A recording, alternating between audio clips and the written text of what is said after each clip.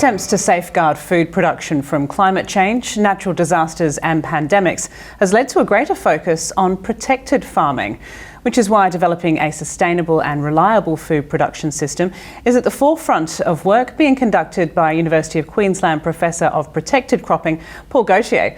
Professor Gauthier, thanks for joining us. Now, how do vertical farming and protected cropping fit into the future of food production?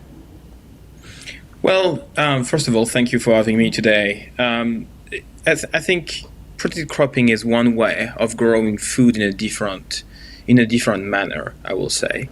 And when we think about the growing population will be close to 10 billion people by 2050. And when we think about food security and feeding a growing populations, we need to think about the 2.5 billion people we are going to add on this planet over the next 20, 30 years. And when we think of that, unfortunately, the amount of land that we have available at the moment is very limited, and this land now is threatened by climate change. And so we need to look at other opportunities and other solutions, and protected cropping is a good way of doing it because you become independent of the weather. And obviously as well, the pandemic showed us that a break in the supply chain is something that could threaten the population's food supply. Is that something that protected cropping and vertical cropping could help with? COVID really showed up how dependent we are on our supply chain and how much we are dependent on other countries. And because COVID lasted for so long and it's still going on, we actually see that some countries couldn't even get the basic foods that they needed. And so suddenly protected cropping come handy, because you could imagine that anywhere in the world now, suddenly you could grow anything you want. And you don't rely on your neighbors, or you don't rely on the politics of your neighbors.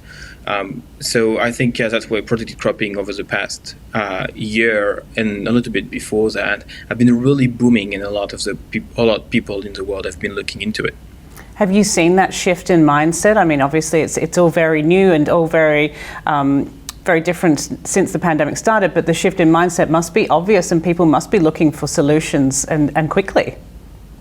Yeah, so people have definitely changed their mindset. So when I started working on protected cropping about 10 years ago, one of the challenges that we had to face were people say, well, why would you do that? Like, we have plenty of food growing in the land and it will never work. And I have faced this comment many times: protected cropping will never work.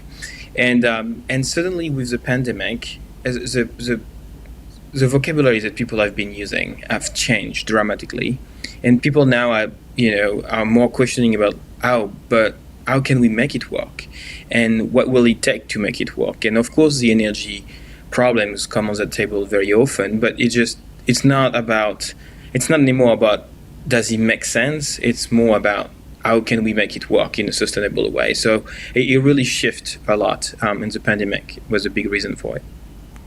And is it true that there are particularly good opportunities for Australia to produce certain types of food to export to the rest of the world?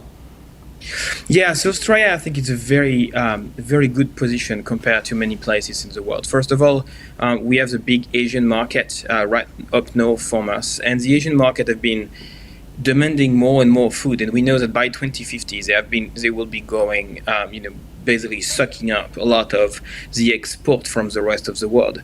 And Australia is a good place because we are just a few miles, a lot of thousands of miles, but down compared to Asia. And the other thing is in Australia we have access to a lot of land. And so this aspect of land is beneficial because we could certainly grow a lot.